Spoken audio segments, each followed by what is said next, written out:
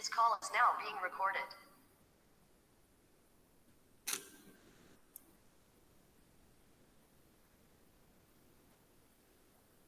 Baik ya, Assalamualaikum warahmatullahi wabarakatuh. Selamat pagi. Waalaikumsalam warahmatullahi wabarakatuh. Selamat pagi.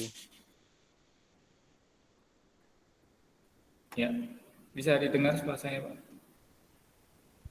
Mas, Mbak. Bisa, Pak. Bisa, Pak.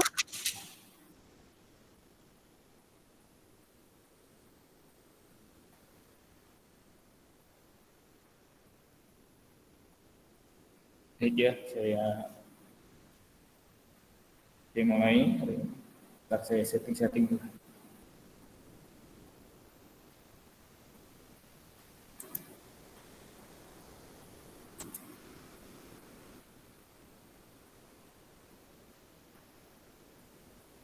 Ya, hari ini kita bahas mengenai project planning atau perencanaan proyek ya.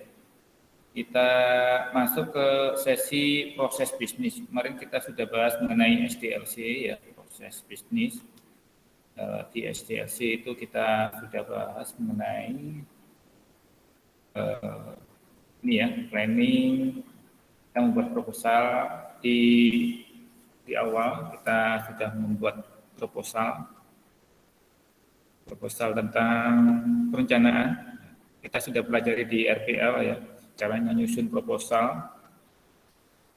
Tapi yang penting di sini kita coba balik lagi ke proses bisnis ya. Kalau di proposal itu sebenarnya sudah ada proses bisnisnya ya.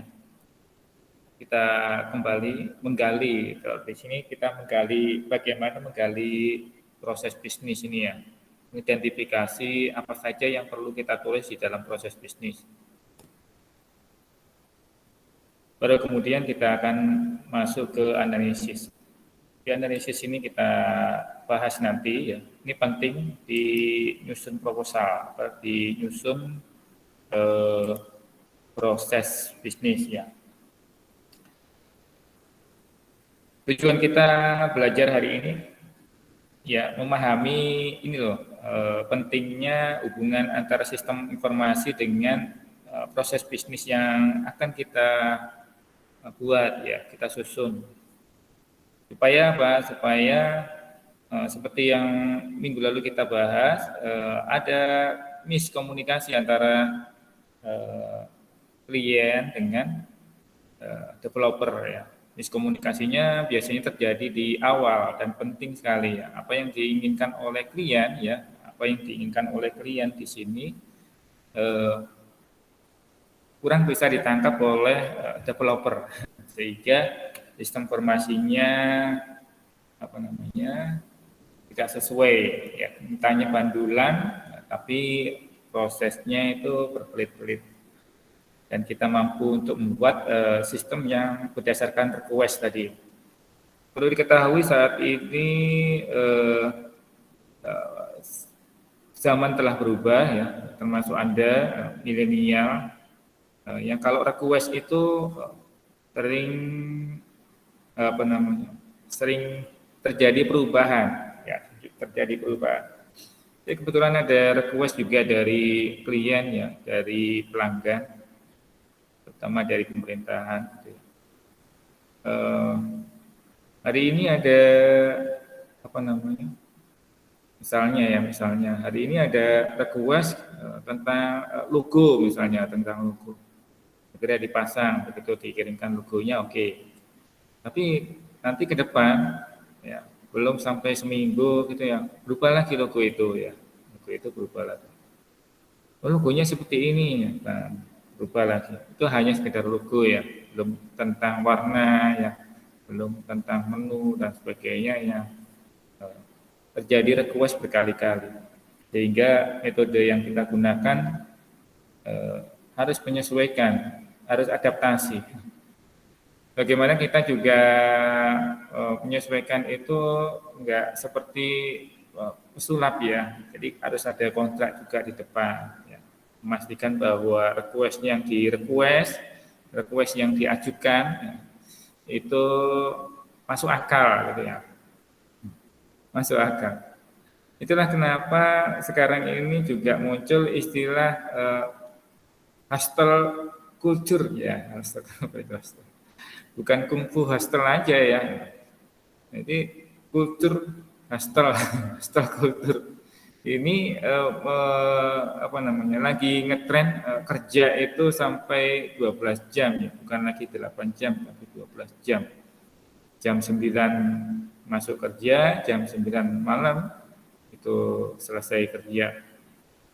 Itu terjadi di Cina ya, di Tiongkok ya, di Tiongkok. Nah, itu terkenal dengan sistem 996.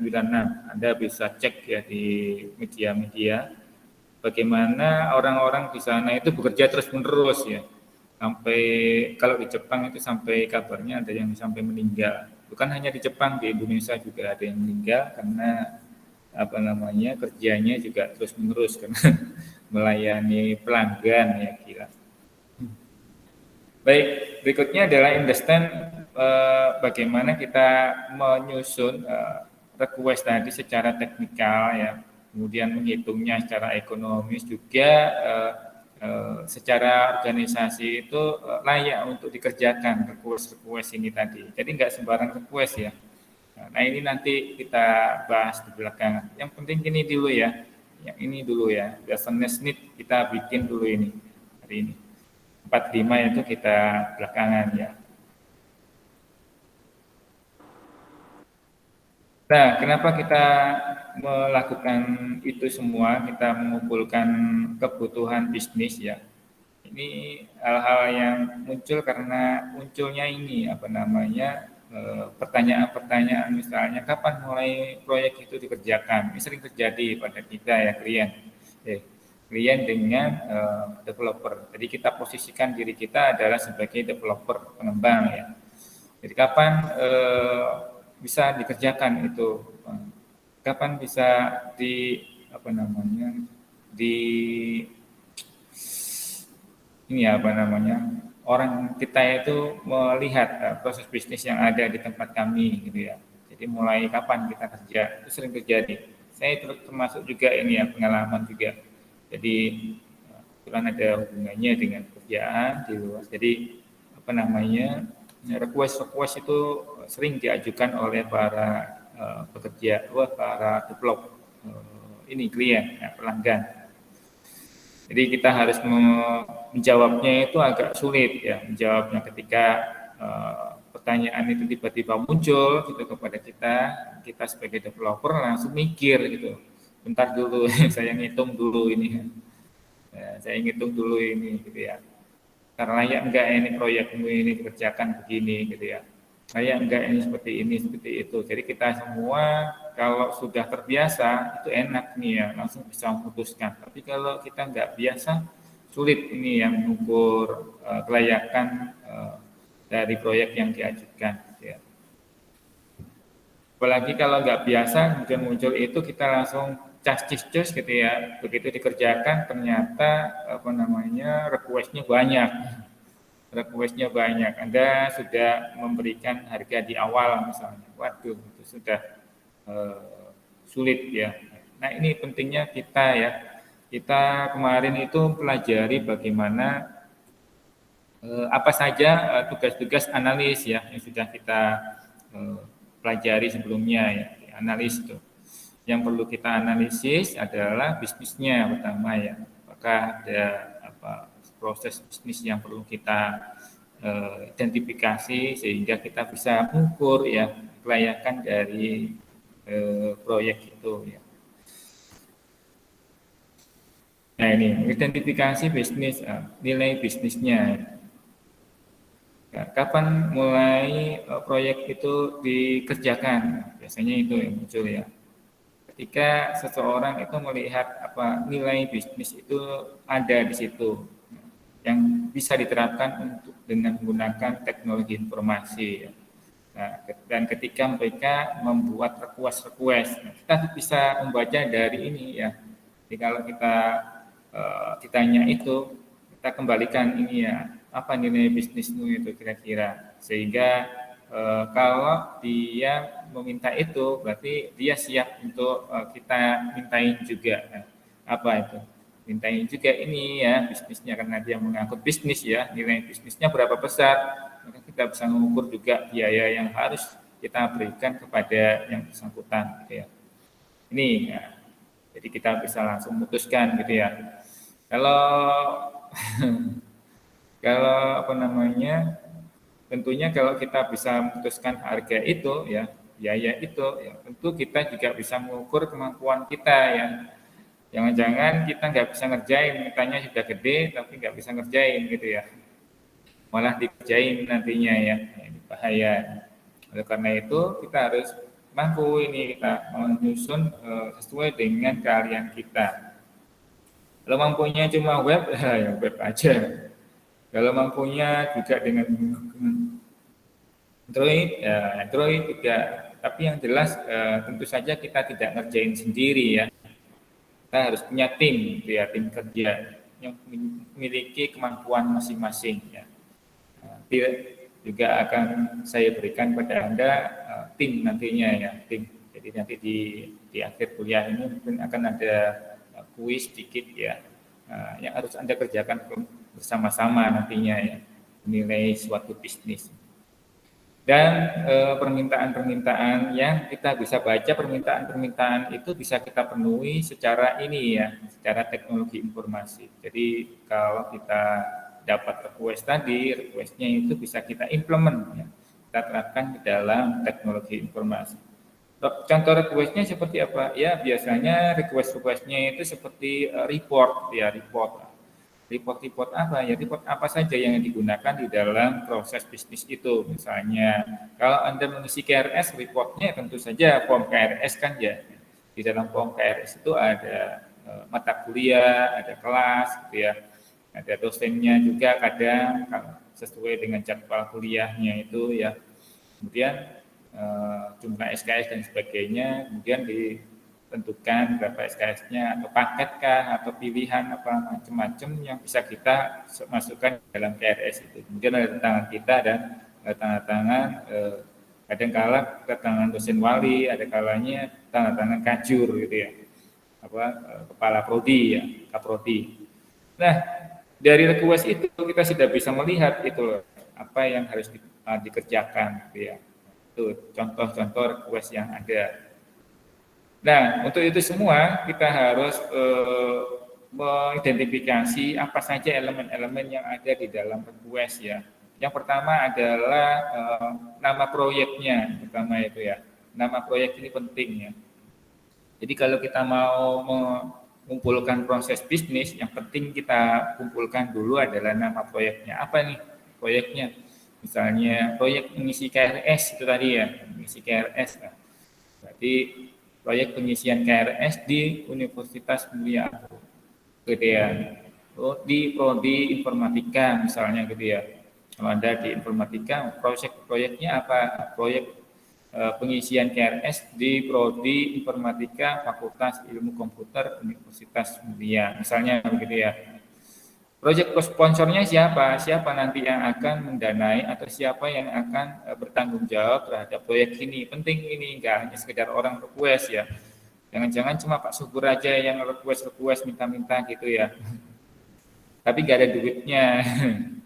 Nah ini penting ya. Ini penting proyek sponsor primary point, kontak. Jadi siapa yang akan mendanai, siapa yang akan bertanggung jawab gitu ya. Kita penting juga ini. Supaya apa yang kita kerjakan ini ya ada jaminannya gitu ya. Tentu saja yang terima ini bukan Anda.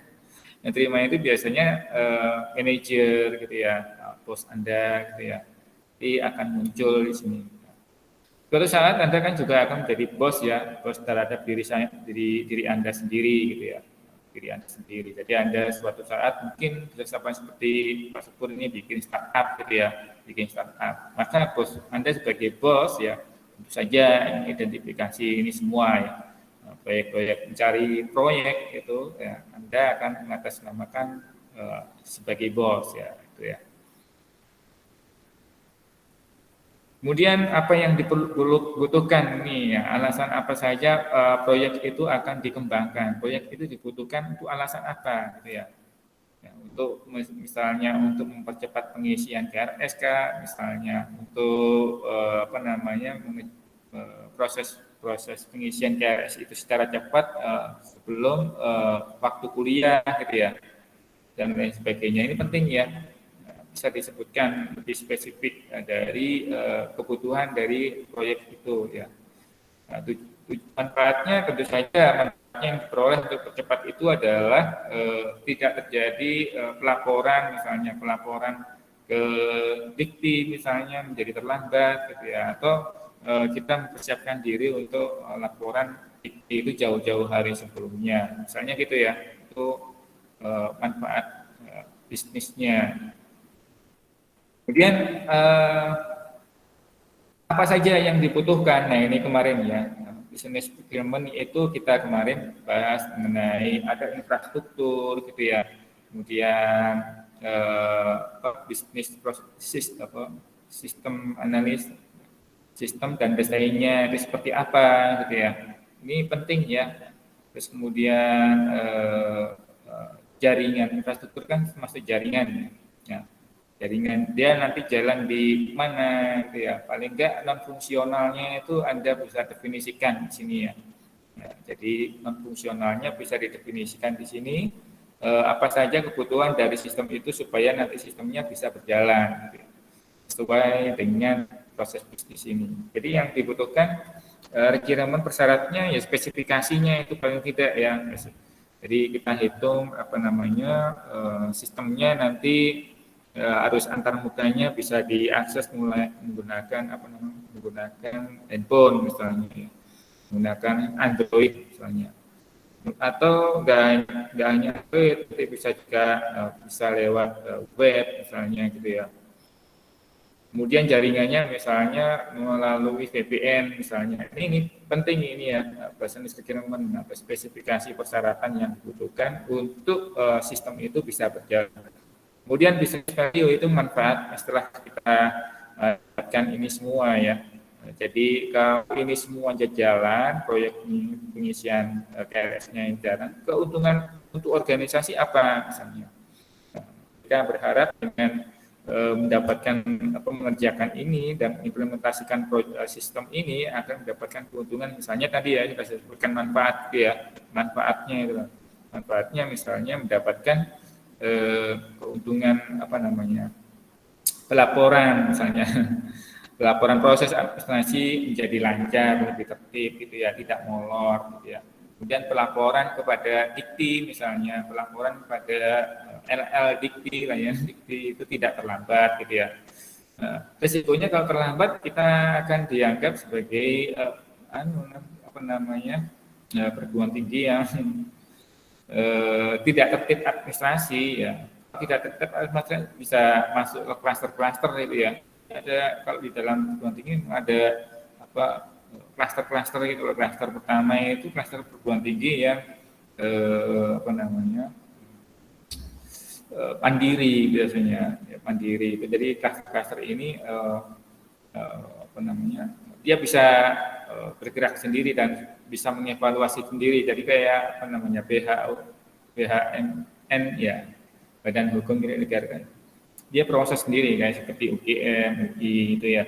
Nah itu dia melakukan proses sendiri katanya. Jadi dan kalau sudah di klaster-klaster tadi nanti akan mendapatkan pendanaannya nanti akan dapat berdasarkan klaster tadi disesuaikan ya. Klaster yang paling gede ya tentu saja yang bisa mandiri tadi. Klaster yang paling kecil ya pembinaan gitu dan sebagainya. Nah ini artinya apa? Itu keuntungan dari organisasi ya. Kalau itu tadi sistemnya adalah pengisian KRS misalnya. Hanya visi KRS doang gitu ya. Selain itu kan masih banyak ya. Selain mengisi KRS itu apa? Misalnya menghitung proses perkuliahan. Ya, proses perkuliahan seperti Anda absen presensi ini lah. Presensi ini jadi proyek lagi presensinya menggunakan apa? Menggunakan QR misalnya ya, seperti yang Anda lakukan itu proyek-proyek sendiri bisa juga ya jadikan proyek atau secara keseluruhan proyeknya gede ya. Nanti di awal ngisi KRS, kemudian kuliah, kemudian ujian ya. kemudian rapotan KHS, keluar. Nah, nilainya muncul di situ. Akhirnya muncul apa? Muncul nilai-nilai misalnya IPK sekian gitu ya. Ada klasifikasinya juga ya. Ada yang IPK-nya istimewa, berarti 3,5 ke atas gitu ya. Ada yang predikatnya sangat memuaskan misalnya, ada yang predikatnya memuaskan doang dan sebagainya itu hasil dari ya business value. Kemudian spesial issues ini di luar ini semua ya. Yang jelas kalau 1, 2, 3, 4, 5 ini Anda sudah penuhi ya sudah cukup sebenarnya. Adapun spesial issues yang biasanya berhubungan dengan proyek ini ya, proyek apa gitu ya. Misalnya tadi tujuannya adalah untuk memenuhi ini ya, reason prompting-nya. Tujuan ini ya. Nah, tujuannya biasanya untuk memenuhi pelaporan dikti misalnya. Spesial issues-nya bukan hanya sekedar laporan, tapi juga mendapatkan manfaat ya, bahwa ada hubungannya dengan semuanya ya. Biasanya masyarakat akan menilai proses manajemen yang ada di perguruan tinggi itu bagus gitu ya. Nah itu isu-isu yang kita peroleh dari luar ya. Kesannya itu bagus sehingga akan menjadi banyak mahasiswa. Kurang lebih begitu ya. Nah ini kita ambil contoh dari pengisian KRS tadi ya, pengisian KRS. Project sponsor, business need. Ini yang kita identifikasi dari proses bisnis ya. Jadi kita identifikasi apa saja nama proyeknya. Kalau skripsi gimana Pak? Skripsi nama proyeknya kan sesuai dengan judul ya. Skripsi kan nama proyeknya sesuai dengan judul. Proyek sponsornya siapa ya? Diri Anda sendiri. Tapi kalau ada sponsornya yang lain, misalnya program studi, gitu ya. Nah, sponsor yang lain misalnya dapat beasiswa skripsi gitu ya. Nah, beasiswa skripsi kan ada ya. Nah, kemudian business need ya tentu saja untuk memenuhi sarjana gitu ya. Tujuannya adalah untuk memenuhi sarjana. Kalau memenuhi sarjana itu biasanya ya sudah skripsi, nggak perlu ditulis ya. Tujuannya terkait dengan project name, tujuan judul ya. Tujuan yang ada ditulis di judul. Misalnya buat skripsi tadi, tujuannya adalah membuat skripsi dengan judul pengisian KRS tadi. Tujuannya adalah misalnya memenuhi persyaratan perguruan tinggi misalnya gitu ya, membuat menyusun laporan ke dikti misalnya tujuannya ya. Oke ya, bisa ditangkap ya ini kira-kira memenuhi persyaratan perguruan tinggi dalam hal administrasi akademik gitu ya, administrasi akademik gitu ya. Business agreement-nya tadi spesifikasi requirement-nya, persyaratan spesifikasi yang harus Anda tulis di sini non fungsional gitu ya. Dan seterusnya ini ya penting banget. Nanti PR-nya dari ini ya. Business need jadi apa sih yang dibutuhkan di dalam bisnis itu ya? Apa saja yang diperlukan ketika kita menulis proses bisnis ya? Yang pertama adalah ini ya, biasanya mendeskripsikan mengapa sistem itu dibuat, mengapa latar belakangnya, mengapa pengisian KRS dibuat misalnya gitu ya. Mengisi KRS dibuat karena mahasiswa itu mengisi KRS-nya ya harus mengisi KRS, dia harus memilih mata kuliah gitu ya, memilih jam waktu sesuai dengan dirinya. Kadang mahasiswa itu latar belakang mahasiswa mengisi KRS memilih sesuai dengan waktu itu apa, dia memiliki kebebasan untuk menyesuaikan aktivitas di luar gitu, sehingga tidak mengganggu perkuliahan gitu ya. Proses perkuliahannya juga tidak terganggu karena segera begitu masuk kuliah langsung sudah mendapatkan presensi kuliah, misalnya dirinya sudah masuk di situ gitu ya, aktivitasnya dan sebagainya bisa tercatat. Nah itu latar belakang mengapa pengisian KRS itu diperlukan ya. Proyek pengisian KRS diperlukan. Mengapa proyek itu didanai harus mendapat dana ya, karena kita kita kan kerja ya, kerja. Tapi kalau mahasiswa mau kerja didanai karena semuanya membutuhkan dana karena kita harus pergi ke kampus dengan menggunakan transport misalnya biayanya sekian, kemudian mencetak laporan, menggunakan internet dan sebagainya. Ini semua kan membutuhkan dana. Ya. Kalau kita nggak butuhkan dana ngapain gitu. Semuanya membutuhkan dana itu ya. Termasuk Pak Subur hari ini ya bisa kuliah ya, bisa menyampaikan kuliah ya, membuat materinya ngambil ini ya, mempelajari materi minimal, pelajari tok itu seperti Anda mengakses ini kan Anda juga menggunakan internet ya, nah, berarti kan ada pulsa kan ya, ada bandwidth, ada pulsa, ada kuota yang bisa Anda gunakan kemudian untuk mengakses ini kan ya, sama seperti saya gitu ya, juga pakai kampus ya. Kampus juga mengadakan ini kan juga nggak kecil ya, biayanya besar dan lain sebagainya. Saya rasa ngerti ya, kurang lebih mengapa proyeknya itu harus dengan dana. Ya udah, itu semuanya sudah bisa ditentukan dan harus bersih ya. Bersih itu maksudnya ya kalau request ya request saja sesuai dengan requestnya, nggak perlu ada terjadi konflik gitu ya, konflik kepentingan gitu ya. Terus nanti jadikan ini nanti proyekmu bisa dijual dan sebagainya. Udah itu jangan dipikir dulu atau kan itu di luar dulu. Fokusnya adalah bagaimana proyek ini bisa dijalankan dengan baik ya. Dan lain sebagainya ya, dan kemungkinan lain yang tidak terdeteksi dan sehingga tidak dilengkapi secara komplit. Ya, seperti konflik-konflik tadi kemungkinan juga nggak perlu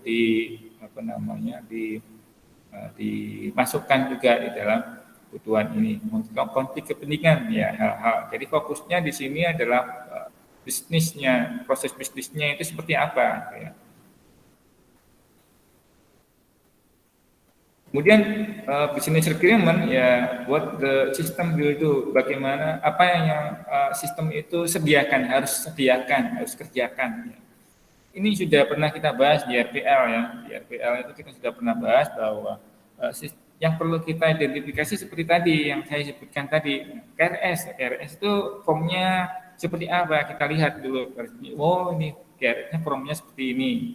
Oh ini laporan seperti ini, ya, laporan pembayaran seperti ini di toko bla bla bla, toko XYZ. Ya. Kita mau membuat sistem penjualan, sistem pembelian, penjualan dan pembelian. Pembelian ini berarti kita membeli dari siapa? Dari supplier, gitu ya, stoknya seperti apa, sistemnya. Pembelian dan penjualan. Penjualan berarti kita harus menjual barang-barang itu kepada klien. Ada selisih harga antara pembelian dengan penjualan.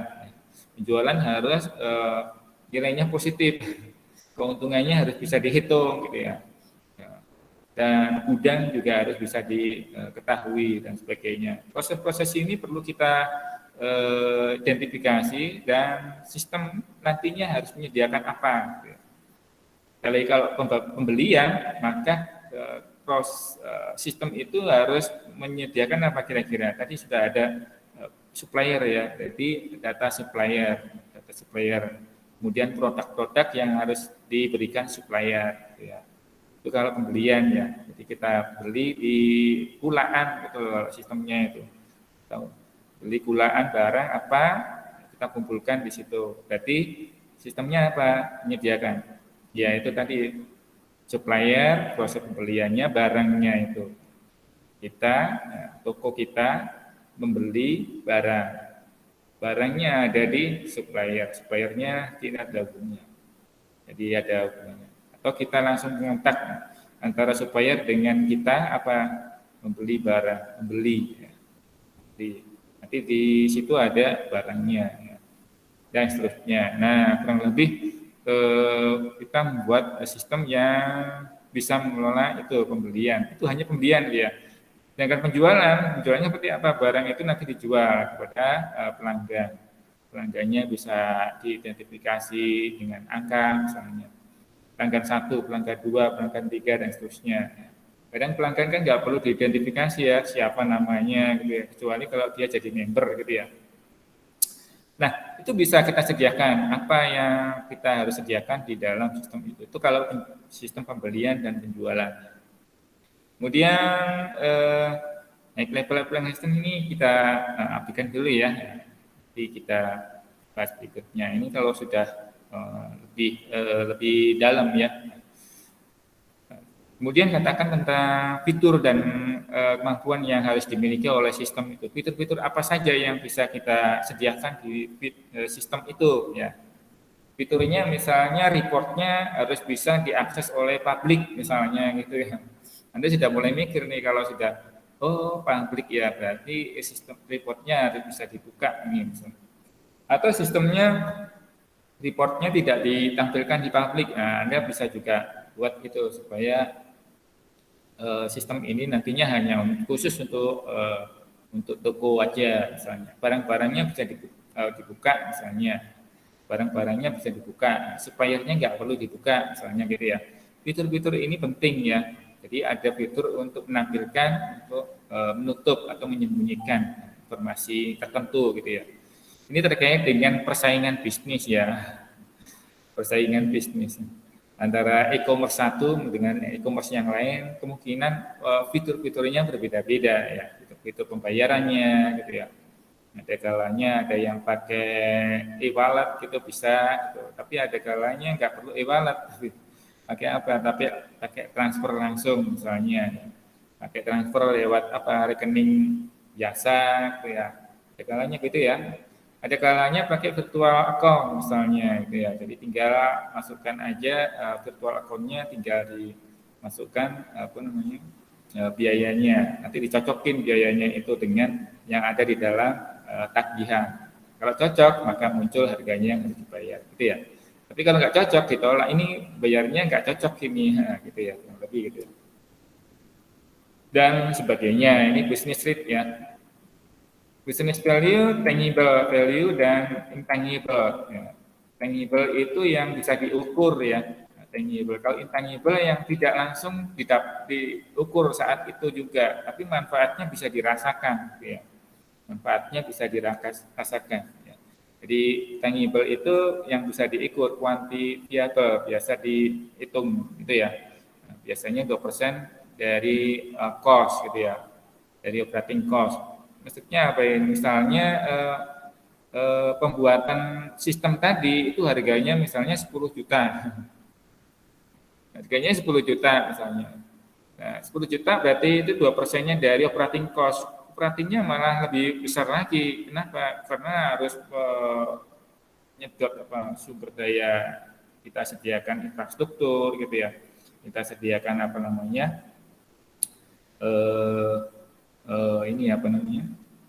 infrastruktur, kemudian internet, ya internetnya harus langganan. Langganannya untuk bandwidth yang gede itu bandwidth gede sekali itu ya. Harganya bisa jadi setiap bulan itu kita bayar itu seharga satu mobil gitu ya. Mobil. Gede banget pokoknya ya. Memang sih ada yang murah, kalau ada yang murah ya biasanya ya cekukan gitu ya. Cekukan gitu ya, terbatas gitu ya. Nah, kalau yang kayak di UGM itu harganya satu mobil Mercy ya. Satu mobil Mercy itu sebulan ya, per bulan. Bayangin itu ya. Kemudian dikali setahun. Sudah banyak sekali itu.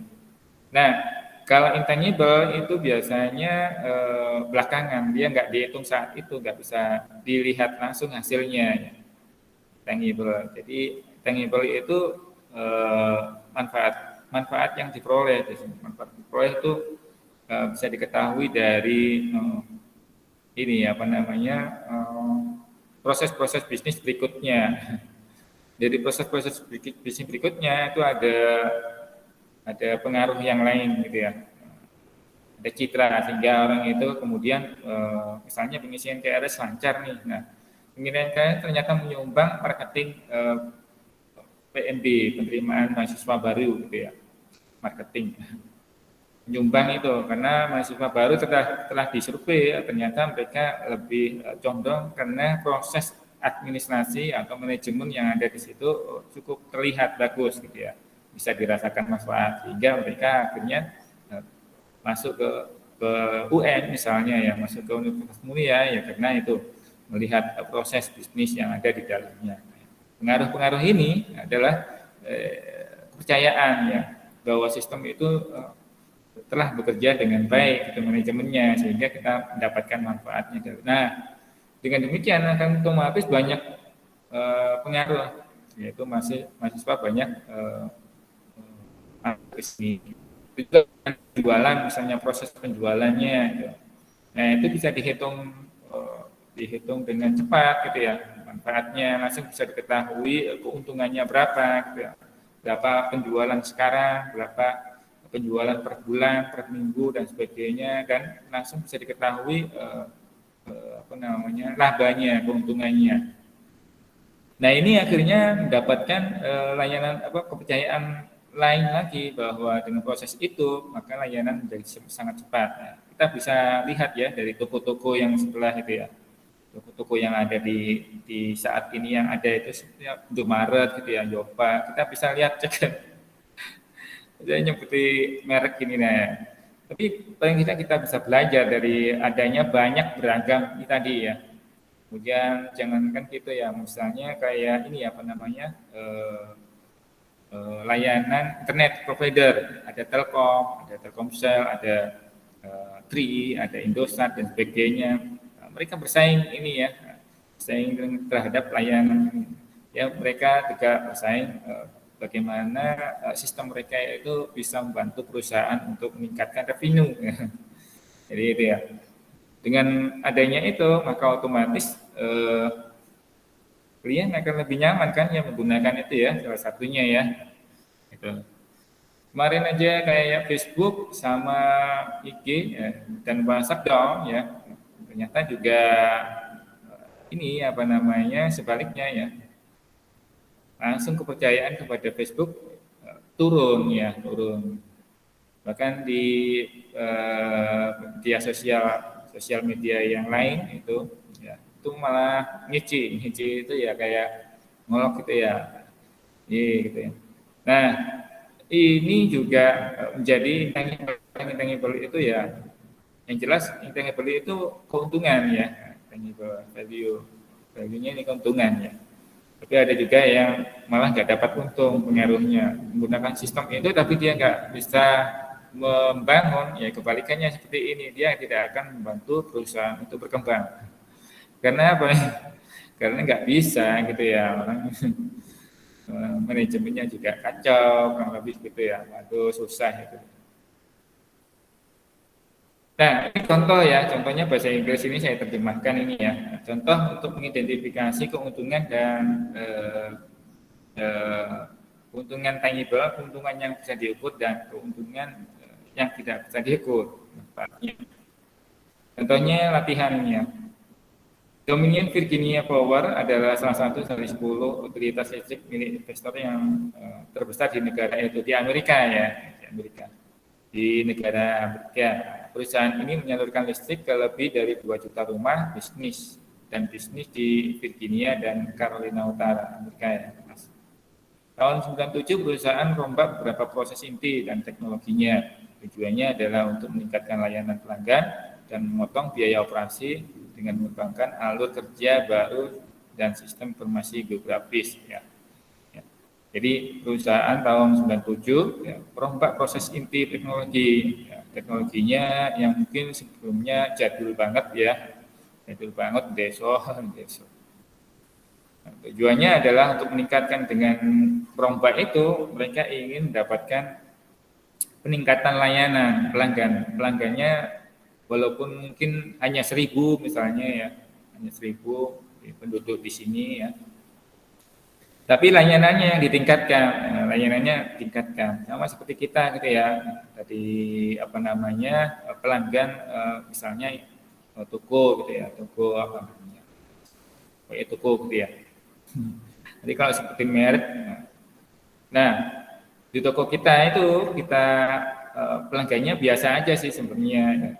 Ya. Cuma kemudian tambahi layanan berikutnya, layanan apa yang kira-kira bisa memberikan kepuasan kepada pelanggan. Dari 1.000 pelanggan yang kita miliki, dapat layanan, dapat peningkatan layanan. Layanan misalnya tambahi bonus gitu ya, atau benefit kalau pelanggan membeli di situ akan dapatkan poin misalnya. Poin-poin itu juga untuk buat pelanggan itu betah mengumpulin poin. Nah, kalau poinnya sudah terkumpul sekian, maka dia akan mendapatkan bonus-bonus atau mendapatkan potongan-potongan gitu ya. Nah, itu tujuannya. Selain itu juga untuk memotong biaya operasi dengan mengembangkan alur kerja baru. Biaya operasional ya, biaya operasional. Kemudian dia juga membuat sistem informasi geografis, tujuannya untuk melacak siapa aja pelanggan-pelanggan yang mengalami masalah di titik-titik mana gitu ya, titik-titik mana. Kemudian pelanggannya ada di mana aja di titiknya. Kalau di sana biasanya perusahaan rumahnya ya mungkin berjarak ya, jauh-jauh kan. Rumah-rumahnya jauh-jauh, negaranya gede banget ya. Kadang kalau yang mepet-mepet gitu ya, ada di kota-kota ya, kota-kota yang paling sibuk gitu ya, New York gitu ya.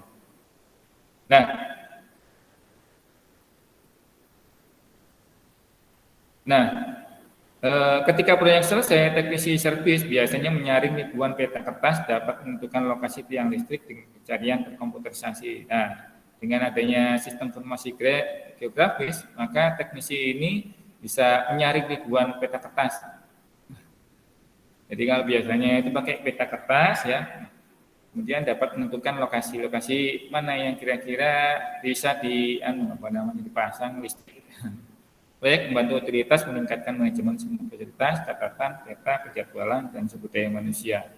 Itu pada gilirannya membantu meningkatkan produktivitas karyawan, meningkatkan waktu respon pelanggan, dan mengurangi biaya kru. Nah, ini adalah contoh untuk menghitung tangible ya. Tangible-nya adalah ini ya, yang biasa dihitung, meningkatkan manajemen semua fasilitas. Nah, semua fasilitas ini bisa dihitung, catatan-catatan dihitung, ya, peta-petanya juga bisa ditentukan berapa titik-titik yang terjadi di situ di daerah itu dan berapa penambahannya, misalnya kalau ada penambahan, kemudian kalau mau ditambahkan penjadwalan untuk menambahkan itu bagaimana. Sumber daya manusia yang dibutuhkan sehingga muncul jumlah pegawai yang dibutuhkan saat itu, resource-nya itu berapa orang gitu ya. Nah, dengan demikian kalau sudah hitung ini tangible ya, maka muncul produktivitas karyawan, efek dari tangible tadi ya, meningkatkan waktu respon pelanggan, mengurangi biaya operasi. Nah, ini tangible juga ya. Tangible berikutnya adalah tentu saja meningkatkan peningkatan biaya ya, meningkatkan biaya dan sebagainya ya. Ini contoh dari intangible ya, tangible dan tangible. Spesial isu dari ini semua, dari identifikasi proses bisnis ya, sampai menghitung keuntungan yang diperoleh, ya. Maka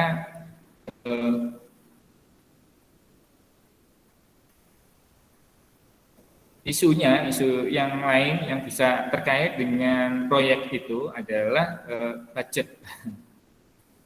Berapa duitnya gitu ya. Kemudian batas waktu untuk mengerjakan. Nah, batas waktu untuk mengerjakan dan legal requirement. Nah, tambahin di sini adalah sumber daya, resource ya. Resource-nya itu bisa material, bisa orang. Yang kita sudah pelajari di manajemen proyek ya.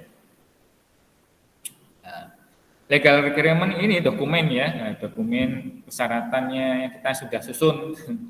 Dokumen apa? Dokumennya itu ya, yang kemarin tuh kita bahas di RPL ya, apa namanya? SRS atau software requirement spesifikasi atau spesifikasi dokumen spesifikasi perangkat lunak. Waduh. Dokumen spesifikasi perangkat lunak. Ini kita susun yang berdasarkan template yang sudah kita pelajari sebelumnya. Tapi di sana di dalamnya juga sebenarnya ada nggak ngitung budget ya, nggak ngitung budget, cuma kalau kita susun dalam manajemen proyek ya kita harus masukkan di sini budgetnya berapa ya. Dan tentu saja keuntungan juga ya, keuntungannya juga jangan sampai ngepas. Jangan sampai ngepas. Jadi ada sisa-sisa yang bisa kita alokasikan untuk gaji pegawai ya, atau bonus-bonus untuk pegawai gitu ya.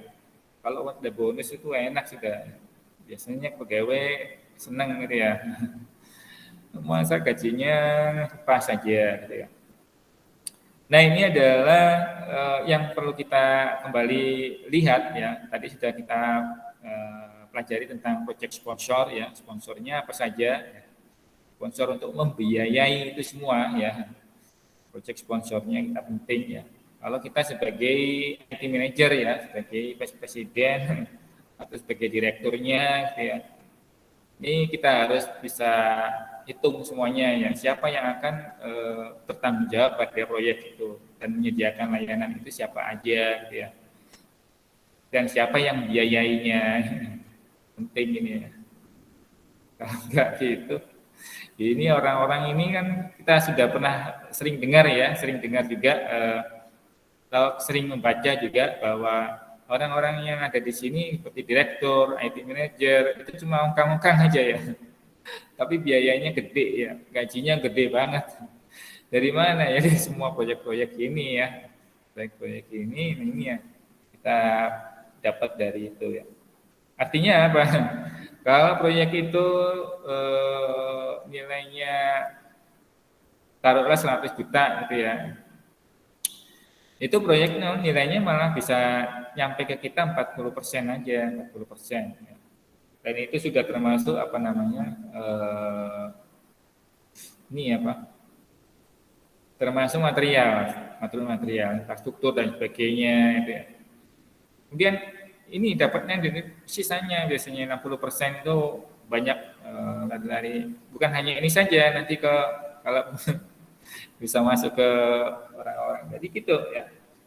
Atau orang banyak menekan sekitar 40-60 atau 30-70 gitu ya, 30-70 dari semuanya itu sudah dialokasikan untuk ini, 30% untuk orang-orang ini semua, 70 untuk kegiatan operasional dan sebagainya termasuk material.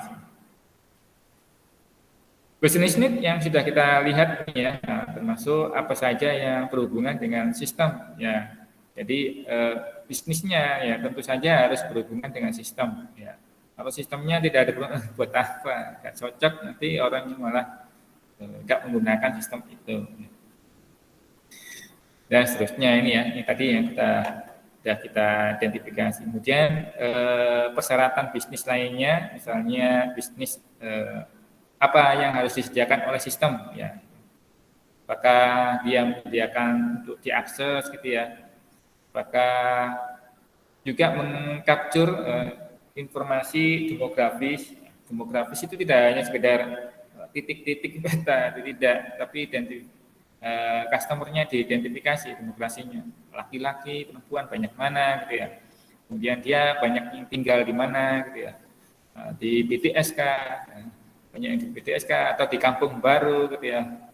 Atau di sepinggan gitu ya, paling banyak mana. Nah, ini menyangkut demografis.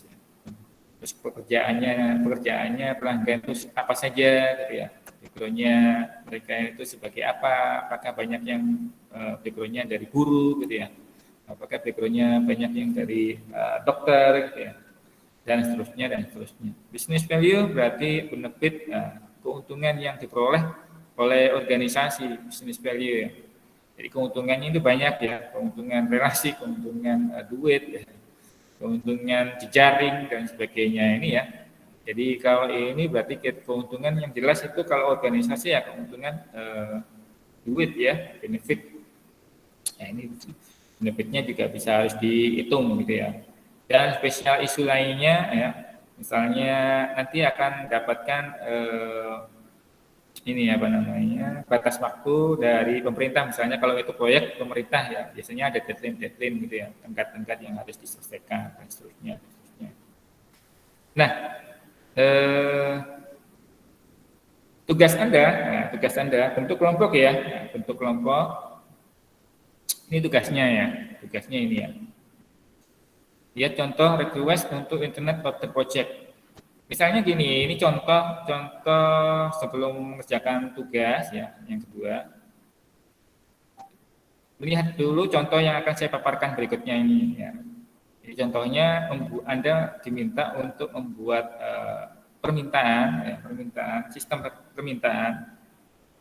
Jadi sebelum bikin sistem ada request ya, ada request dari klien Anda, ya, dari klien Anda. Bentuklah 4 orang ya, 4 orang tadi kelompok itu kerjakan hari ini juga ya, kerjakan hari ini juga, nanti dikumpul kira-kira jam 12 malam ya, dikumpul jam 12 malam ini paling lambat ya. Jadi kalau Anda kumpul nanti 1 jam setelah ini ya silakan, itu lebih baik ya. Jadi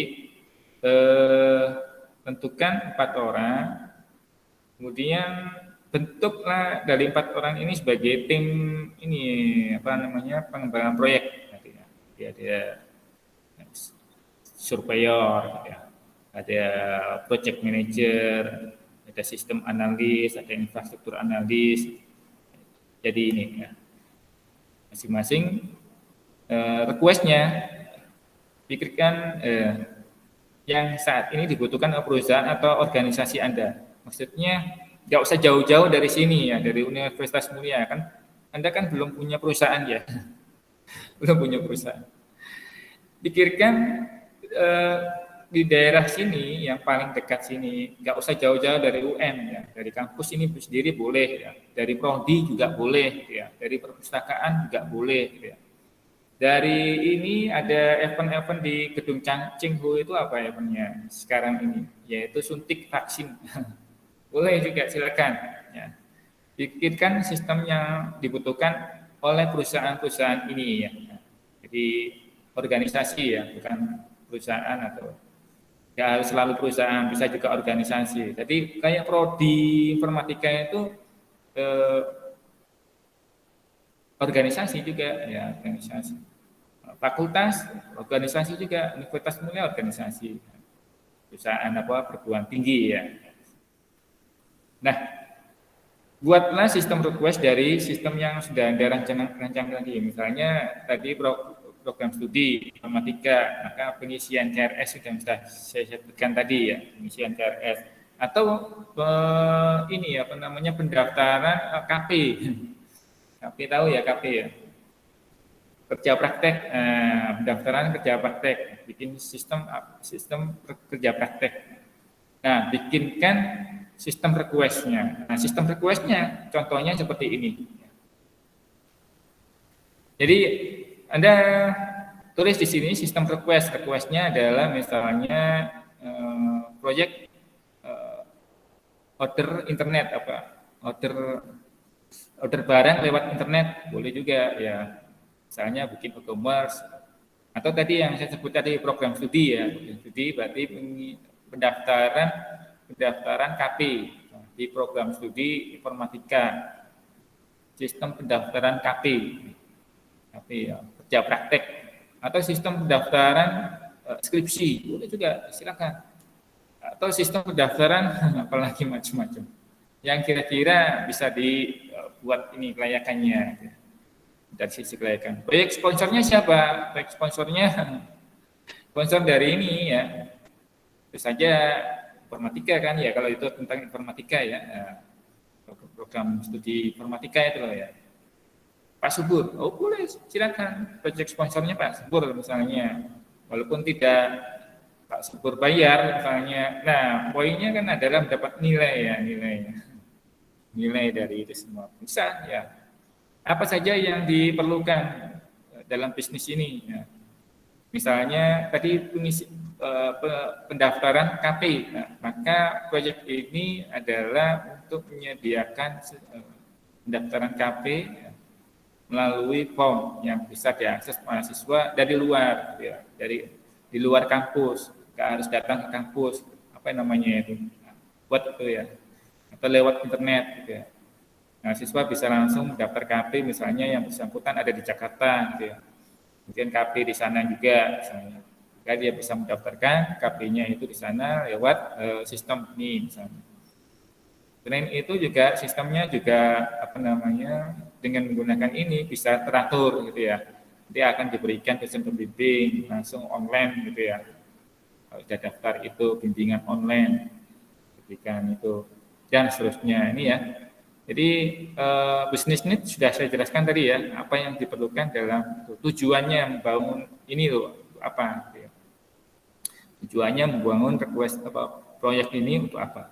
Kemudian business requirement persyaratan spesifikasi kebutuhan. Ya, kebutuhannya apa saja? Misalnya, oh sistemnya nanti dibangun menggunakan web, gitu ya. Oh menggunakan Android juga bisa diakses melalui handphone, bisa diakses melalui script, apa, SMS misalnya gitu ya. Apa saja yang harus disediakan di dalam sistem itu? Misalnya, oh sistemnya nanti akan menyediakan pencarian, city selection, pencarian ini. Oh, sistemnya nanti akan menyediakan apa namanya? Daftar perusahaan yang akan tersedia untuk di KP, dijadikan KP ya, tempat KP. Silakan. Nah, atau daftar perusahaan yang sudah dijadikan tempat KP oleh mahasiswa gitu ya. Kan bisa ya. Nah, jadi mahasiswa selain KP di mana itu dia kan memiliki record ya, tercatat di situ. Nah, nanti tahun depan berikutnya ada mahasiswa berikutnya yang akan KP di situ, dia cukup melacak di situ apa saja persyaratan yang dibutuhkan di situ kan, muncul dan sebagainya. Jadi ini fungsi-fungsi yang harus disediakan oleh sistem ya. Bisa ya. Nah, yang kedua, yang berikutnya adalah business value, keuntungan setelah diterapkan ini, manfaatnya. Jadi kalau yang ini tadi tujuan, manfaatnya, nilai manfaat dari ini semua. Manfaat itu ada dua ya, tangible dan intangible. Ini contohnya yang tangible, berarti bisa dihitung, ya, bisa dihitung. Manfaat lainnya tentu saja ini adalah menjawab dari tujuan. Kalau tujuannya sudah tercapai, apa manfaatnya, value-nya, nilainya, gitu ya, nilainya itu. Kemudian special issue itu terkait dengan hal-hal di luar itu. Jadi bikin table kayak gini ya, tugasnya dikerjakan hari ini, paling lambat nanti malam jam 12. Nah, dikumpulkan di mana? Di classroom ya. Di classroom ada tugas di situ, tugas. Yang Anda kumpulkan masing-masing anggota. Jadi kelompoknya Anda tentukan sendiri ya. Kelompoknya Anda tentukan sendiri, masing-masing anggota ngumpulin ya. Masing-masing anggota ngumpulin. Jadi bukan dan ditulis kelompoknya ya. Jadi masing-masing anggota di atasnya ini terus bagian atas tulis nama kelompoknya, siapa aja, masing-masing anggota kumpulin. Adapun kalau minimal jumlah orang yang kumpulin minimal anggota kelompok minimalnya 2 ya. Kalau kelompok kan 2 ya. Masa kelompok 1 kan nggak mungkin ya. Bukan kelompok itu namanya ya. Individu berarti kita minimal 2 orang ya, maksimal 4 orang. Bisa ya? Ya itu jadi kuis ya ini ya. Jadi dikumpulkan hari ini jadi kuis, nantinya kuis. Baik, ada yang ditanyakan ini semua, Mas, Bapak?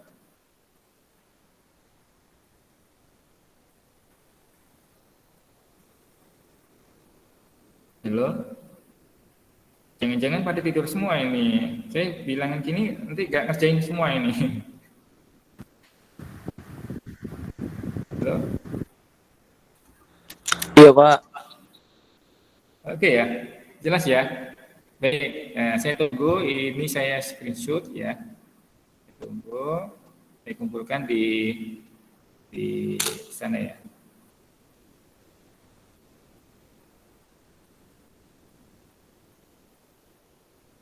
Baik, kalau tidak ada lagi yang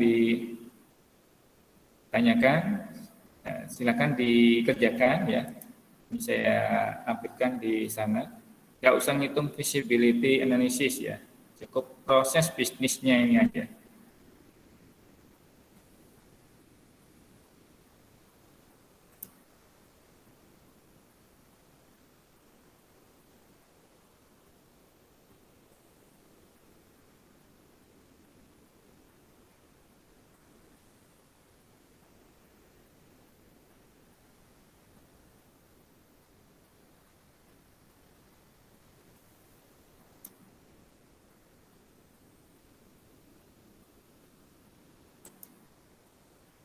Oke ya, kalau tidak ada yang ditanyakan, saya akhiri kuliah hari ini. Sampai ketemu insya Allah minggu depan. Selamat siang.